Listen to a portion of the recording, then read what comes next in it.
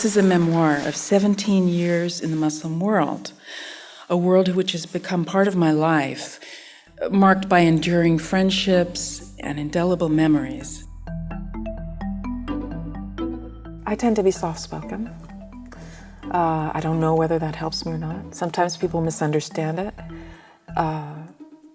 as weakness, but they'd be making a mistake.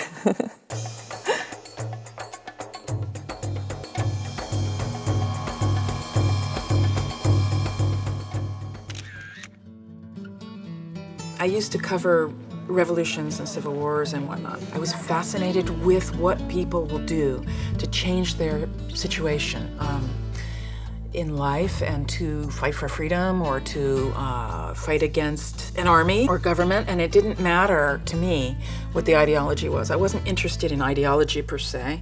I was interested in the human spirit.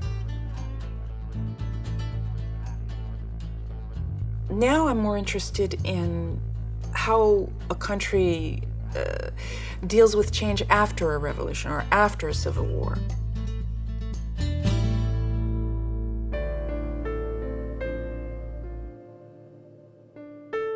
We're on this planet with all these other people, and we need to engage rather than to shut other cultures and other peoples and situations off. It's important to have continued, deepened understanding.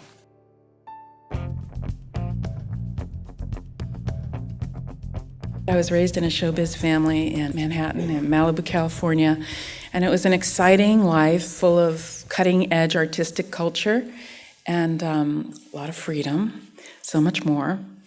And I left that life to be engaged in what's happening in the world and to travel far and deeply as a photojournalist. This book is not meant to represent all Muslims everywhere. I'm not an expert on Islam, and it's just what I saw and experienced during my travels in these places. So here I hope to share a wider view of a group of people much misunderstood, especially since 9/11. Okay, well, let me take you on this journey. I lived in Gaza for about 2 years. I covered the first Palestinian Intifada for 7 years. And I'm just scouting for pictures here in the rain, in the winter. It's quite lonely living in Gaza sometimes. This is a contact sheet from a graveyard in Somalia. Time magazine had me there for a little over 5 months in the Horn of Africa, Somalia and the Sudan. This is a boy from that graveyard. This is just outside Ayatollah Khomeini's home in Tehran in 1989, just after he died. And I have relatives in Iran, but I couldn't look them up. I was forbidden by my family in New York, actually, to look them up because it would have been dangerous for them at that time.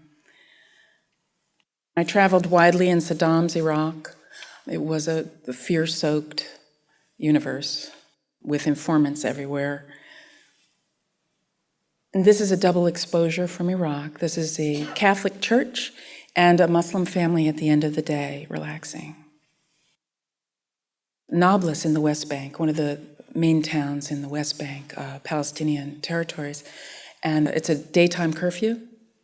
This man is in a makeshift wheelchair.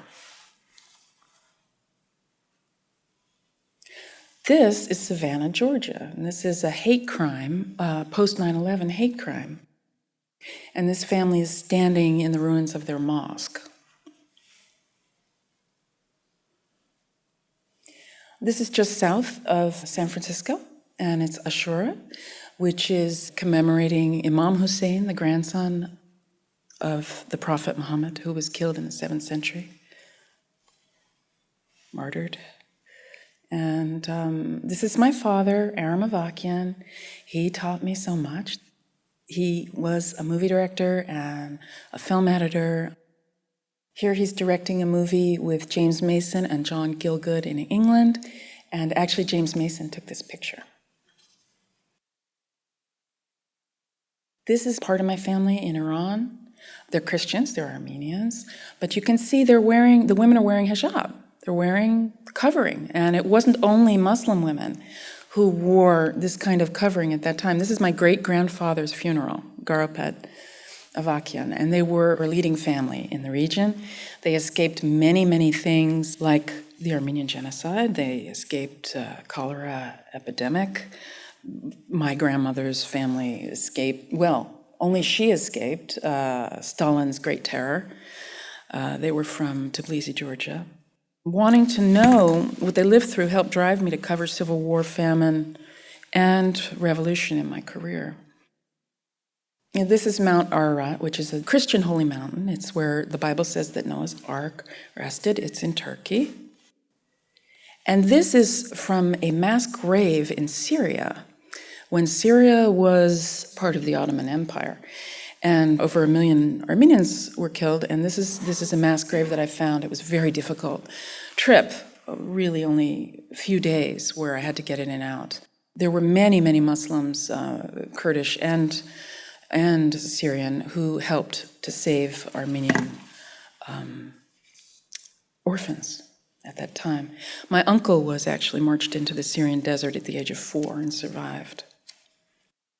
I was based in Moscow for 2 years. I was covering, for 4 years, for Time magazine, I covered Glasnost, Perestroika, and the end of the Soviet Union, and also in other parts of Eastern Europe, and Berlin Wall and so forth.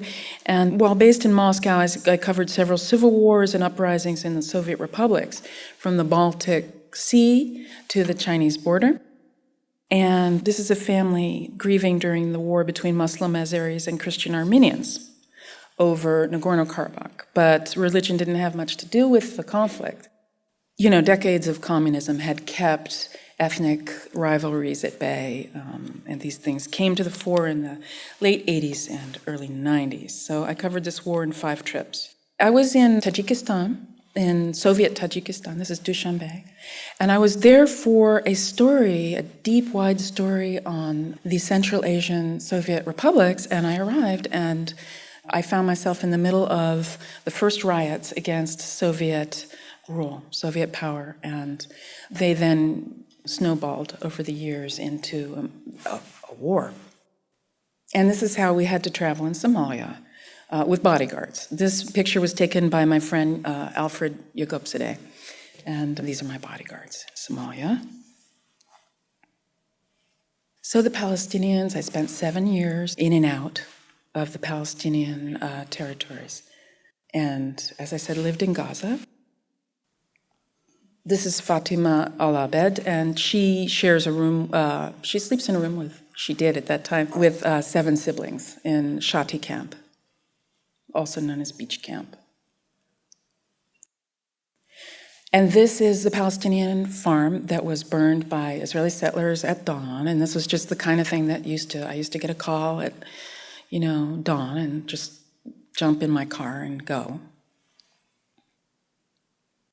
And these are Bedouin camel herders. I mean, they're the children of, in the Gaza Strip. These are Palestinian troops who are searching Hamas homes. They're looking for Hamas activists and radicals and guerrillas. So I spent all night just, tromping around refugee camps with them. In this home, they only found empty beds, which were still warm.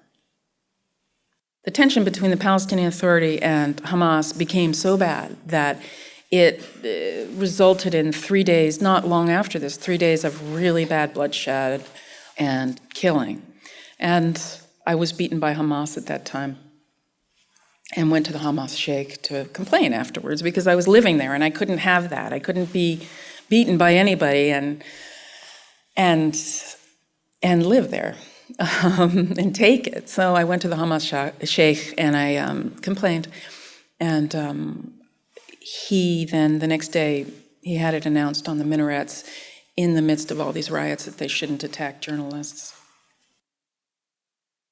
And this picture to me is just, this is Gaza again, and it's just about, to me, this is about Arabic music, I love Arabic music, and to me, well, music is important no matter where you go because it tells you so much about people and the soundtrack that's in their heads and the rhythms that they live to in life. And so This is Moshe Katz, and he was the first Israeli soldier killed in the first Intifada. He was a father, he was a reservist, and he was shot pretty much point blank in the street of Bethlehem. And we were coming back from, several photographers coming back from a usual Christian riot in a neighboring Christian town. Bethlehem isn't really Christian anymore. And we found this man. And this is just, mourning in Gaza. It was mourning in Gaza at that time. The Israeli army has since pulled out. The settlements are closed. But at that time, there were Israeli soldiers, they could go anywhere. And this is just, like 7 a.m. and someone was throwing stones and he's jumping out of his truck to chase. It's just usual life. You can see the guy is still just selling fish. And this is a Hamas bachelor party, which I was invited to, where songs were sung about martyrs. In this case being Hamas gunmen who had died in battle with Israelis. These two guys were with the Fatah Hawks, which was associated with the PLO. And we were hiding in a house. I was stuck in a house with them because there was a curfew after Islamic Jihad and another faction attacked the Israeli army. So I was stuck with these guys. I knew them pretty well. It was bad, though. It was bad because even if they hadn't been involved in the attack, if soldiers had come to the door, we would have all died. So it wasn't the most comfortable place to be that day. And you know who this is. This is Yasser Arafat, who was the chairman of the PLO, and the Palestinian Authority. I knew him really well. It started with a New York Times Magazine cover story where I joined him in Tunis in 1988, and he took me to Libya in the middle of the night. And I didn't know where I was going. I just had to give my passport, and, I went with him. And then I stuck with him for 2 weeks for this cover story, which led up to the Palestinian Declaration of Independence in Algiers. And he ended up taking me I went a lot of places with him on his little Iraqi plane that Saddam Hussein had given him, and with his Iraqi pilot. And he took me, I went many places, to Morocco, to Oslo when he accepted the Peace Prize with Yitzhak Rabin and Shimon Peres, and to Washington when he signed the Oslo Accords, many places. And I got to know them pretty well. This is his wife and his child. And they lived in a little house. It was a villa, a small villa, across from my first home in Gaza, across a kind of sandy dirt road. And these are Israelis celebrating Israeli Independence Day on the beach in Gaza. And this is an Israeli settlement where, for about a year before Yasser Arafat came back, Hamas ran the street in Gaza, and I lived in Hijab for about a year. But it was hard to go swimming in Hijab. It's a challenge. It wraps around you, and it's hard to swim. So I would go here because I could wear a bathing suit. And it's just very normal. These are off-duty Navy personnel, and anything can happen in Gaza anytime. In fact, in Israel or the Palestinian territories, anytime. So a lot of people are armed. And this is just your, classic riot. My first 3 or 4 months there, it was just, the amount of violence was just extraordinary. And you would find these things everywhere you went, practically, in the West Bank or Gaza. And this is in Gaza. I was just taking daily live pictures and heard gunshots, and my friends and I ran through a sewer to reach this Palestinian boy who's dying in the dregs of the sewer there. And this is just how kids play in Gaza. This is just how it is. I know all you parents out there say, oh, because the rust, the barbed wire, it's just like that, Okay, this is Islamic Republic of Iran. It was an incredibly special experience for me because, part of my family's from there. And the National Geographic magazine accepted a proposal for me to go. And I spent 4 amazing months there. These two are engaged. The lady in the lighter headscarf and that man are engaged, and they're with a chaperone. And on the other side of this bridge, this is in Isfahan, are morality police. So they are kind of playing this cat and mouse game, which goes on in Iran all the time, between morality police and, couples that aren't married. I had a great time. I went with the then president, Mohammad Khatami, for 3 days. It was kind of a big deal because it was the first time an American photojournalist had been able to do this in revolutionary Iran, is to really hang out with an Iranian post-revolution president. A friend of mine cut the red tape for this, and I was on my way. You see child labor all over the world. These kids are collecting salt to sell to bakers. That's Khuzestan in the south. And this is Kandavan, and people live in these beautiful little caves, and they're very well kept, very ancient town. These are Qashqai nomads, a Turkic tribe originally from Central Asia, and they're semi-nomadic now. And these are Arabs from Iranian Persian Gulf. Kish Island, it's called. Isfahan, which is famous for its gorgeous mosques. And Qom, this is a mosque which is normally forbidden to non-Muslims, but a security guard took pity on me after I tried all day to get in and couldn't and was despondent. So he let me work. And this is actually a Zoroastrian tradition, pre-Islamic tradition that Iranians still observe. Nowruz. Nowruz is the Persian New Year. These goldfish symbolize life. Kish Island again. This is a family beach, and the women cover and the men don't. But there was a women's beach where you could just wear anything or nothing at all, actually. Strictly for women, of course. And this is Ashura again, for Imam Hussein. There's self-flagellation, just like Catholic penitence during Easter in Spain. There are some people who do this. A Kurdish bride, she's 17. Kial Ali, her name is. And this is on the Iraqi border. I was actually detained here for about 24 hours because I wanted to get to these Kurdish villages, and I drove too close, and it was a sensitive area, so.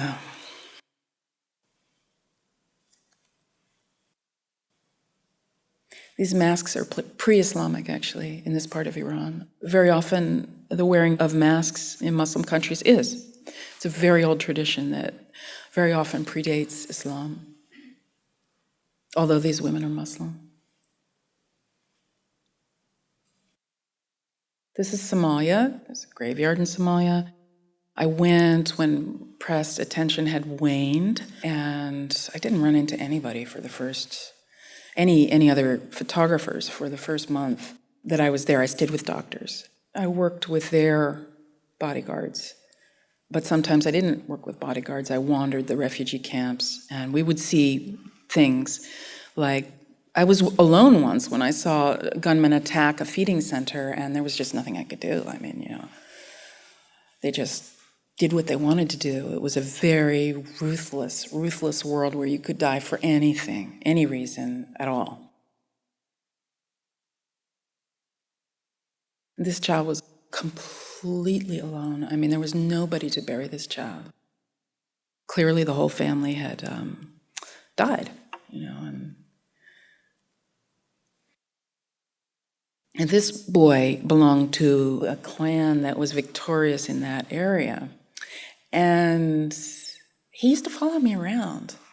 And actually I discovered in the contact sheets later that this kid was really fixated on me. And I didn't realize that until I got home and I looked at the contact sheets and I saw him here and here and here and here and here and all these contact sheets.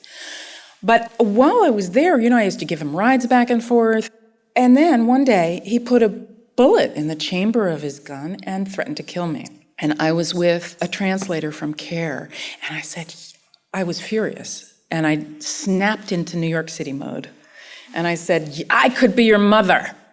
And and this guy translated it for the boy, and all the men around, the gunmen around, older guys, turned on him. I mean, it worked, you know? It was just my adrenaline. It was the same reaction I would have if somebody pulled a knife on me in New York, you know, which happened once when I was photographing an artist. And I was done, and I was on the street, and it was kind of an edgy neighborhood in those days. And, you know, you just react. So that's what happened. They grabbed his gun, and they kicked him, and they slapped him, and they drove him off. But he went like this on his way, you know, off as they were chasing him off. So I was kind of glad I didn't see him again. Now these are the Navy SEALs arriving. This was at the port, you know, it's part of Operation Restore Hope at that time. President H.W. Bush got this US-led UN force together to protect aid convoys. And they came. And this was at the port, which was still in Somali gunmen hands. And there was, you know, gunfire broke out. And they put us on the ground. And they wouldn't let us up for a while. And they took all our bodyguards' guns away, which was disastrous. You know, that's a recipe for, you know, death in Somalia. You can't function without it as a journalist. Now, these guys on the ground were snipers who kept our hotel under sniper fire for 3 days until the Nigerian troops, who were they were very sweet to us. They were on our rooftop, and they didn't have any orders to get these guys, and so finally they got orders to get them. So I followed them, and we went, and they got these Somali snipers. This is the Sudan. Time then sent me to Sudan, where there was famine. It was long-standing famine, civil war between the Muslim north and the Christian south, but now it had gotten worse because the Christians turned on each other. Two factions turned on each other. And the famine started to get even worse.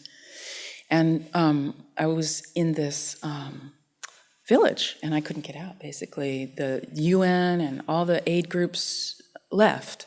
And it was just myself and 2 other journalists, and we slept in an abandoned aid camp, UN camp. And we had to eke out our film. I mean, this photographer and I, each frame was so precious because we had hardly any film left.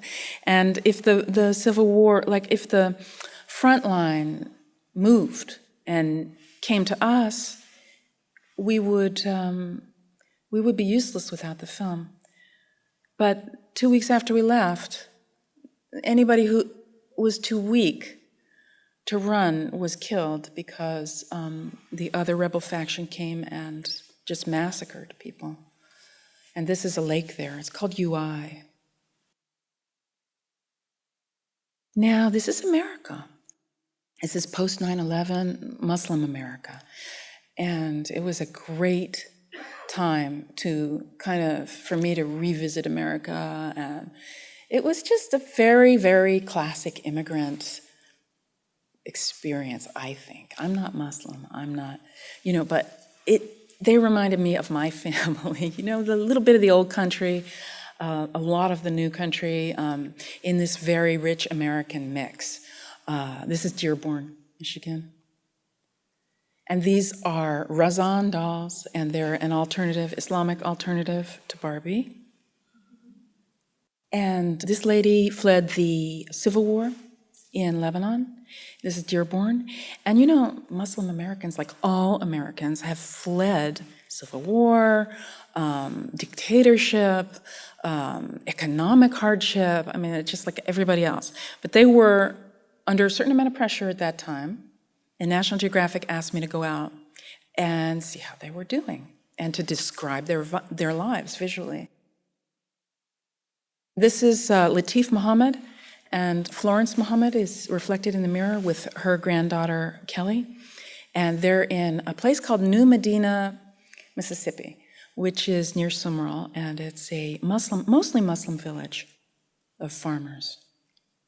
And they're mainstream Sunni Muslims. And this is Zuleika Martinez. She is Mexican-American convert to Islam. More and more Hispanic Americans are converting to Islam. This is in Houston. And this is at a baptism party for one of her Catholic relatives. This is just the end of the day after a fair in Dearborn. Rainstorm. And this is Graterford, Pennsylvania, and it's a maximum security prison. There are about 3,200 prisoners here, and 800 of them are Muslim. Most of them are African American. And there were only 12 Nation of Islam members in this prison. Most people think, oh, all prisoners are Nation of Islam, but they're not. It's really the minority. Most of them are mainstream Muslims, and they were incredibly protective of me. I went in very strict Islamic dress because, for several reasons. One, to show respect to the elders who gave me permission to photograph there. And they were lifers. They were all in for life, those elders. And the other reason was I wanted to show that I was with the Muslims and protected by the Muslims, because there were a lot of very crazy people in this prison. There were a lot of gangs. They took it as a point of pride to protect me.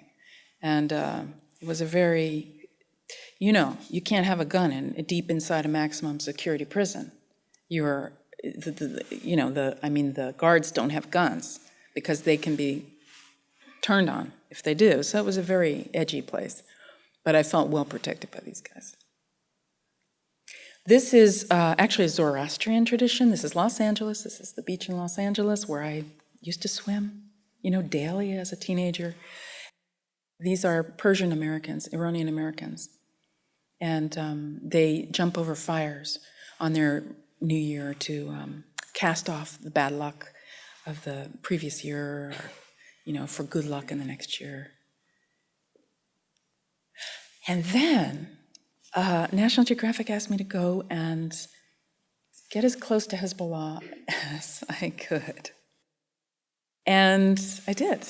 It was one of the hardest things I've ever done in my career, by far, in terms of access. This is not Hezbollah. Hezbollah exists in Lebanon, Lebanese Hezbollah rather than Iranian, exists in Lebanon, which is a very secular place, famous for its partying ways.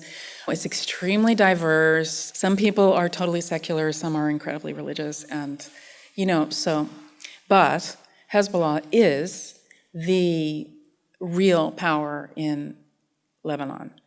They basically shut down the government in the not-so-distant past and have enough allies that they basically control things. But in any case, they have also a state within Lebanon. They have their own security, they have their own schools, they have their own hospitals, an incredible social network. And of course, they, in the 80s, they were responsible for quite a few American deaths and kidnappings and so forth. This guy on the right is Sunni, but the rest of them are Hezbollah supporters and sheikhs. And these are al-Mahdi scouts. And they start training these kids very, very young, and not all of them are trained to be guerrillas, and there's a kind of culling system, some are good for the political wing, some are good for intelligence wing, some of them are good for education. These are elite kids at a very important event where the deputy of Hezbollah was speaking. And this is another one of their camps. These are just the counselors on the Litani River in the south. A lot of these places where I was were bombed in 2006. They're gone. I visited, really interesting places.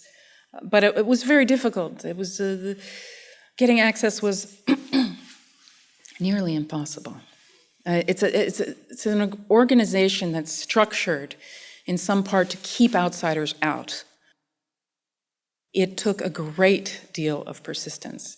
These guys are worried about me. They've got guns, they're not showing, but, every time I lifted my camera, they were like, into their mouth, into their earpiece or whatever, and, the security is just extraordinary. And anybody who meets with outsiders has to report it, or they can be thrown out. This is at a former Israeli prison, actually, that was run by the SLA, the South Lebanon Army, who were the Lebanese allies of Israel. And this woman says that she was tortured by these Lebanese allies.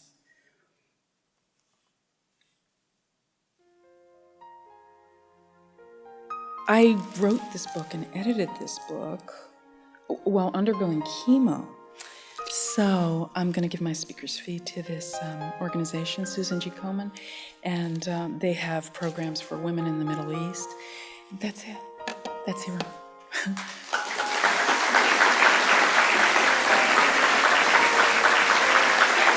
Thank you.